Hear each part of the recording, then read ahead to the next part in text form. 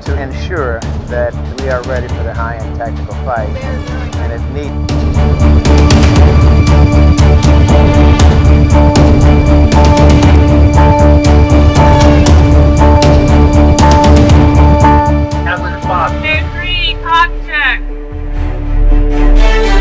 Nothing rolled in with fanfare. No dramatic base openings. No headline-grabbing troop numbers. Just a short confirmation, almost easy to miss, the U.S. Army now maintains a rotational force in the Philippines. Quiet, technical, bureaucratic sounding, and strategically massive. Because this isn't just another exercise cycle. It's a shift in posture. For years, U.S. land power in the Philippines came and went with drills, balakatan, joint training, temporary deployments that packed up and left. What's emerging now is different. Institutionalized rotation, persistent presence without permanent basing, Army units flowing in and out, but never really leaving the chessboard.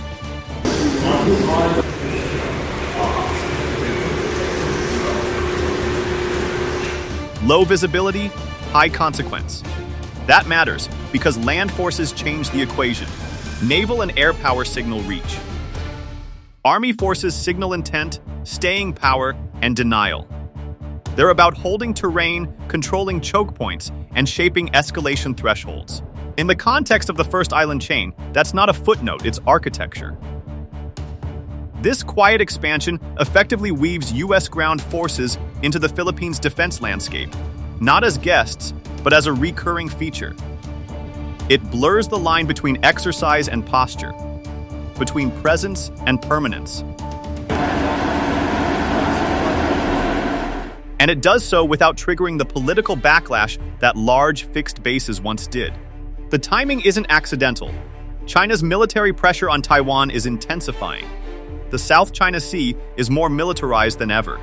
The first island chain, once a conceptual line on a map, is now being physically reinforced, node by node.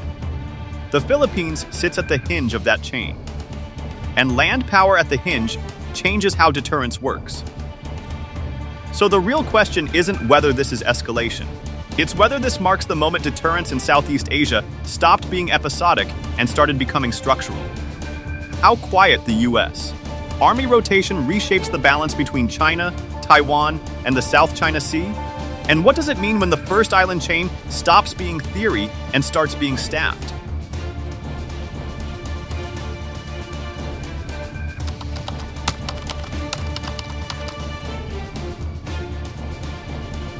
The Army rotational force, Philippines, is deliberately low profile, but that doesn't make it insignificant.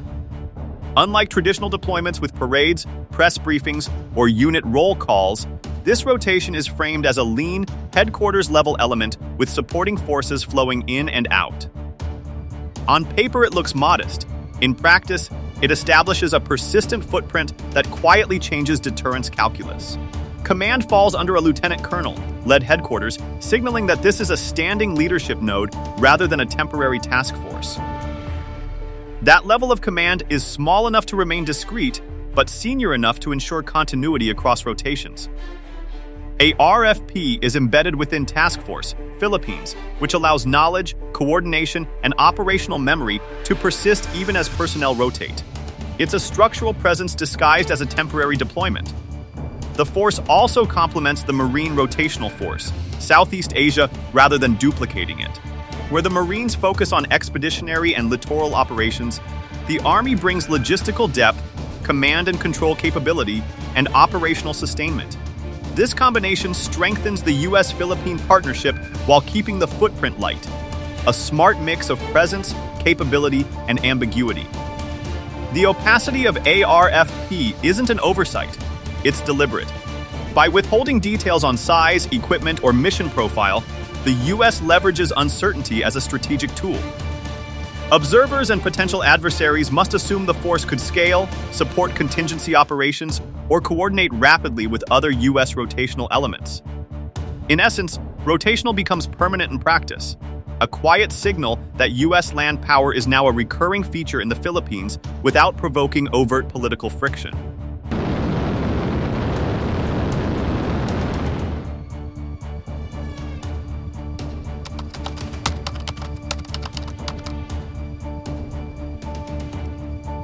Task Force Philippines was officially announced in October 2025 as the organizational spine supporting rotational deployments like ARFP.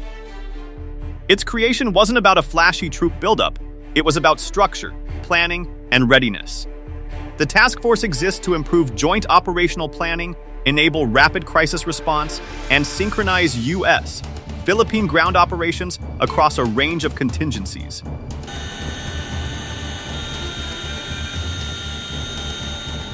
Strategically, this is a quiet but profound shift. Where alliance coordination used to be episodic and ad hoc, task force, Philippines institutionalizes it, creating a standing mechanism for planning, communication, and operational integration. It embeds U.S. land warfare expertise directly into Philippine defense architecture, enhancing interoperability and allowing both nations to respond faster to regional contingencies. The move also sends a subtle but clear signal. The U.S.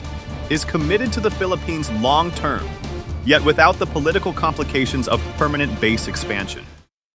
By establishing a rotational force within a permanent planning structure, the task force reinforces deterrence, strengthens bilateral ties, and quietly militarizes the first island chain without headlines.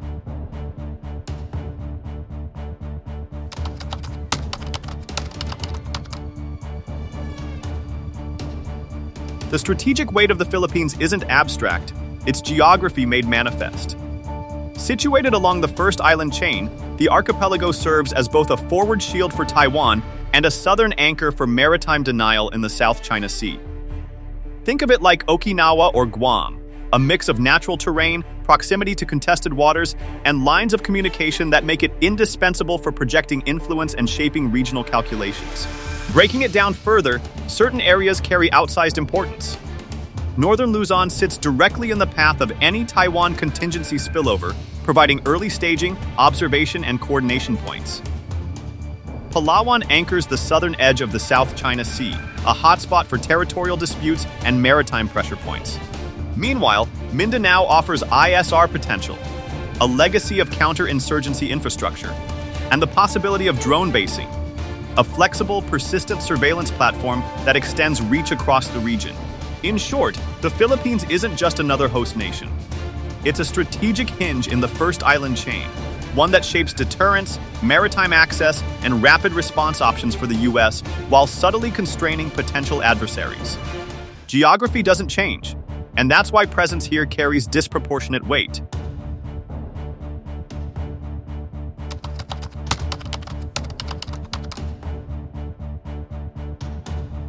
Since 2022, the U.S. has quietly layered advanced Army systems into the Philippines, reshaping what rotational presence actually means. Mobile precision fires like HIMARS bring rapid, long-range strike capability. Patriot air and missile defense adds a protective umbrella against aerial threats. Mid-range strike options, including Typhoon systems with Tomahawk capability, extend deterrence far beyond the shoreline. On the intelligence side, Gray Eagle MQ-9 platforms provide persistent surveillance, mapping potential hotspots in real time.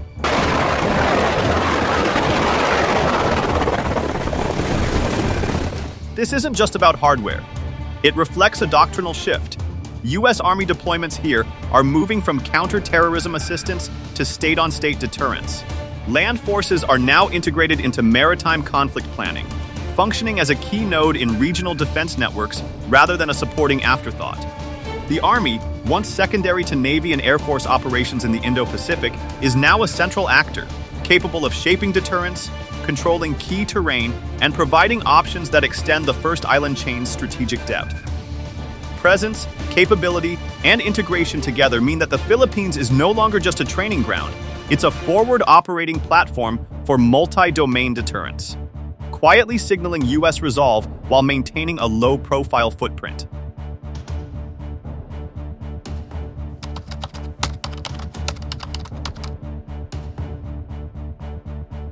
The presence of U.S. Army rotational forces in the Philippines hasn't gone unnoticed in Beijing. Official statements frame these deployments as destabilizing, painting a narrative that U.S. land power is creeping closer to Taiwan and expanding influence in the South China Sea. Analysts note the linkage between rotational deployments and broader Chinese concerns over maritime security and regional balance. Each missile battery, ISR drone, or HIMARS launcher may seem small individually, but together they create a strategic picture that complicates Chinese calculations. The effect is deliberate. By quietly embedding capable army units, the U.S. raises the cost of coercion against Manila and forces the PLA to account for scenarios they previously treated as low priority. Operational planning becomes more complex, and the risk of miscalculation rises in any crisis. This is the essence of rotational presence: low-profile deployment with high strategic leverage, signaling deterrence without overt provocation.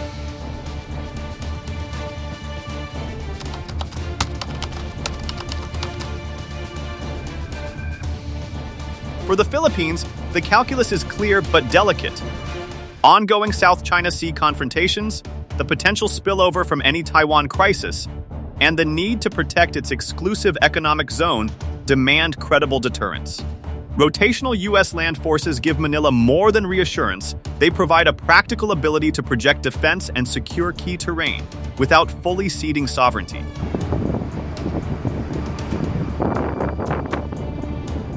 Domestically, the armed forces of the Philippines are making moves of their own.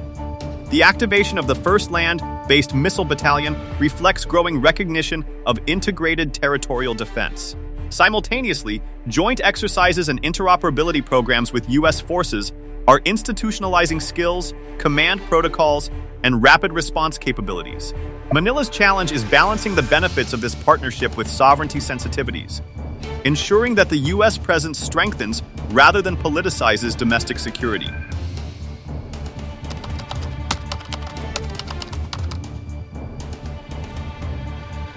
Even quiet deployments carry risks. Fixed missile batteries are vulnerable to preemptive strikes or sabotage, and rotational units must navigate sustainment, logistics, and command and control complexities in crisis scenarios. Missteps in coordination or timing could have outsized consequences in a densely militarized maritime theater. Political dynamics add another layer. Public perception of foreign troops on Philippine soil can stir backlash, and ASEAN neighbors may view these moves as militarization of the region, complicating diplomatic balance.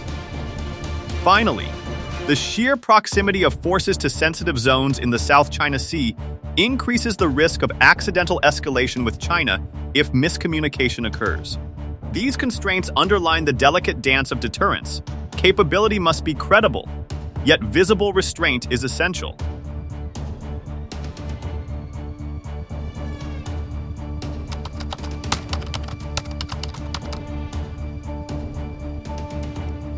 These developments are reshaping the Indo-Pacific security architecture. The U.S. Army's quiet rotational presence normalizes land power in maritime Asia, moving it from a theoretical option to an operational reality. For the Philippines, this positions the archipelago as a central node in regional deterrence, transforming it from a peripheral ally to a frontline stakeholder. Rotational forces emerge as the preferred model for forward presence, flexible, scalable, and politically manageable, while providing tangible deterrence against coercive actors. Long-term, these deployments ripple across contingency planning for Taiwan and other flashpoints. Even modest formations, quietly deployed, can create strategic effects far larger than their size suggests, shaping adversary calculations, protecting alliance credibility, and embedding the Philippines at the center of U.S. Indo-Pacific strategy.